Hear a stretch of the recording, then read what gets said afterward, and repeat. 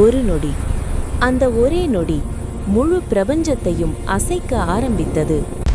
என்ன நடக்கப் போகிறது என்று யாருக்கும் புரியாத அந்த தருணம். தேவர்களும் அசுரர்களும் சக்தியை முழுமையாக இழந்தார்கள். யாராலும் போராட முடியாத நிலை வந்தது. உதவி இல்லாமல் அழிவு மட்டும் நெருங்கியது. அமிர்தம் கிடைத்தால் மட்டுமே உயிர் காக்க முடியும் என தெரிந்தது. அதனால் பகைவர்களாக இருந்த தேவர்களும் அசுரர்களும் ஒரே முடிவை எடுத்தார்கள். வாசுகி பாம்பை கயிறாக கொண்டு பார்க்கடலை கலக்க ஆரம்பித்தார்கள். அந்த முயற்சி முழு பிரபஞ்சத்தையும் குலுக்கியது. அனைவரும் எதிர்பார்த்தது அமிர்தம்.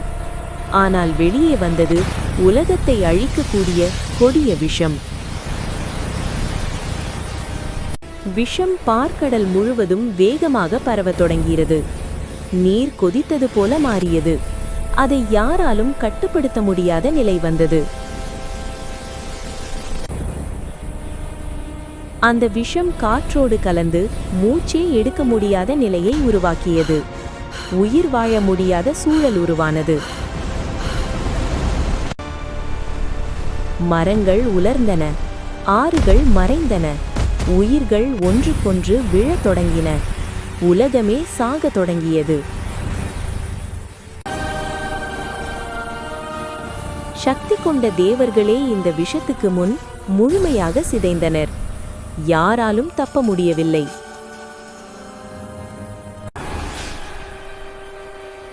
தேவர்கள் மட்டுமல்ல, அசுரர்களும் கூட இந்த விஷம் யாரையும் விடாது என்பதை அந்த நொடியே உணர்ந்தார்கள்.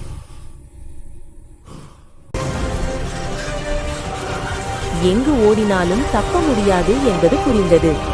இந்த விஷத்திலிருந்து யாராலும் தன்னை காப்பாற்ற முடியாது.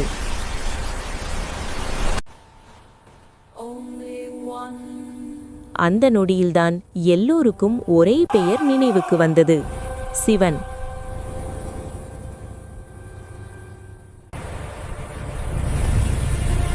உயிர் காக்க தேவர்களும் அசுரர்களும் ஒரே நேரத்தில் கைலாசம் நோக்கி ஓடினார்கள்.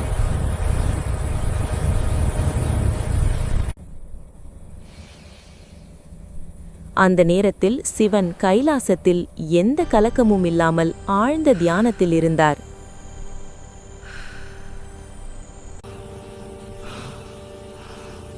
அகந்தையும் பகையும் மறைந்து தேவர்களும் அசுரர்களும் ஒரே நேரத்தில் சிவனின் முன் விழுந்து வேண்டினர். அனைவரும் காத்திருந்தார்கள். ஆனால் சிவன் எதுவும் பேசவில்லை. அந்த மௌனம் கூட அவர்களை அதிகமாக நடுங்க வைத்தது. அந்த நொடியில் காலமே நின்றது போல இருந்தது. உலகமே சிவனின் தீர்மானத்துக்காக காத்திருந்தது.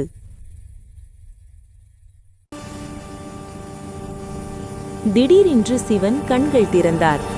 அந்த ஒளியே ஒரு தீர்மானம் எடுக்கப்பட்டதை உலகத்திற்கு அறிவித்தது.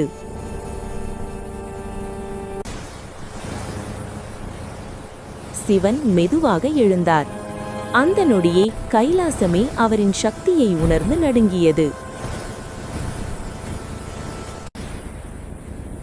எந்த தயக்கமும் இல்லாமல் சிவன் அந்த விஷத்தை நோக்கி நடக்க ஆரம்பித்தார். அவர் நிற்கவில்லை.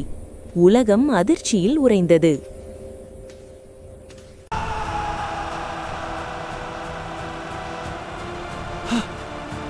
சிவன் முன்னேறியதை பார்த்ததும் தேவர்கள் தடுக்க முயன்றார்கள்.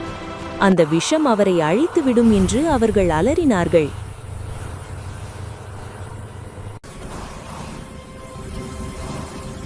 வேண்டாம், அதை குடிக்காதீர்கள். தேவர்களும் அசுரர்களும் ஒரே குரலில் கதறினார்கள்.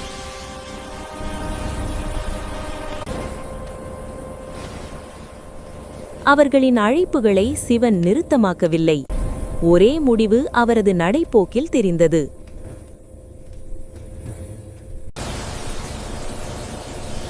அந்த விஷம் சிவனின் கையில் இருந்தது.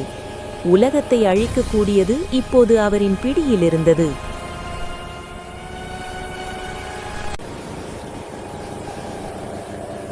அந்த நொடி திரும்ப முடியாத நொடி. சிவன் விஷத்தை உதடுகளுக்கு கொண்டு சென்றார்.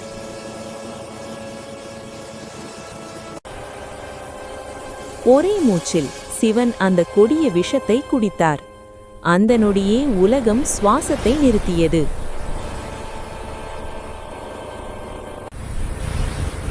சிவன் விஷம் குடித்த நொடியே முழு பிரபஞ்சமும் நடுங்கியது. நட்சத்திரங்களே அந்த சக்தியை தாங்க முடியவில்லை.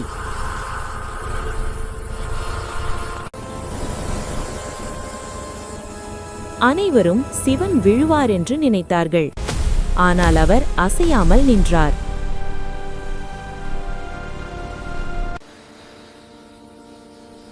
அந்த விஷம் சிவனின் தொண்டையில் நின்றது. உடலுக்குள் செல்லவும் இல்லை, வெளியேவும் வரவில்லை.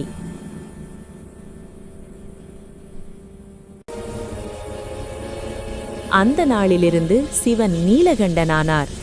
உலகத்தை காப்பாற்றிய ஒரு சின்னம் அவரின் தொண்டையில் நிலைத்தது. சிவன் விஷத்தை தடுத்து நிறுத்திய பிறகு அந்த கொடிய விஷம் மெதுவாக மறையத் தொடங்கியது. உலகம் மீண்டும் மூச்சுவிட்டது. கருமையான வானம் மீண்டும் ஒளியை காட்டத் தொடங்கியது. அந்த ஒளி உலகம் காப்பாற்றப்பட்டது என்பதை சொல்லியது.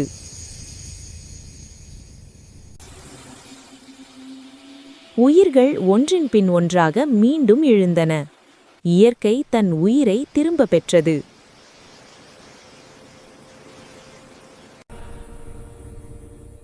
தேவர்கள் தங்கள் உயிர் மீண்டதை உணர்ந்தார்கள். அந்த நிம்மதி அவர்களின் முகங்களில் தெளிவாக தெரிந்தது.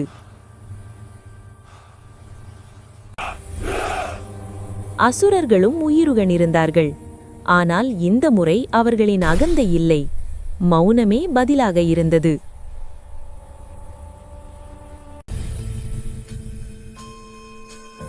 சிவன் இதை செய்தது தேவர்களுக்காக மட்டுமல்ல, அசுரர்களுக்காகவும் அல்ல, உலகத்துக்காக.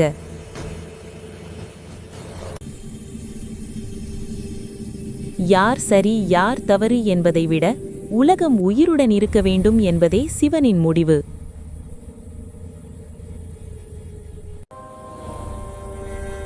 சிவனுக்கு பக்கம் முக்கியமில்லை, தர்மம்தான் முக்கியம். அதற்காகவே அவர் விஷம் குடித்தார். சிவன் அழிப்பவன் அல்ல, உலகத்தை காப்பாற்ற வேண்டும் என்பதற்காக தன்னையே தியாகம் செய்த காப்பவன். அந்த ஒரு நொடி, சிவன் விஷம் குடித்த அந்த நொடி இன்றும் உலகத்தை காப்பாற்றிய ஒரு நினைவாக உள்ளது. சிவன் விஷம் குடித்தது ஒரு சக்தி காட்சி அல்ல, உலகம் உயிருடன் இருக்க வேண்டும் என்ற ஒரு தியாகம். இந்த கதையின் அர்த்தம் உங்களுக்கு புரிந்திருந்தால் இந்த வீடியோவை லைக் செய்யுங்கள். உங்கள் எண்ணத்தை கமெண்ட்ல சொல்லுங்க. இப்படி பல புராண ரகசியங்களுக்கு சப்ஸ்கிரைப் செய்ய மறக்காதீர்கள்.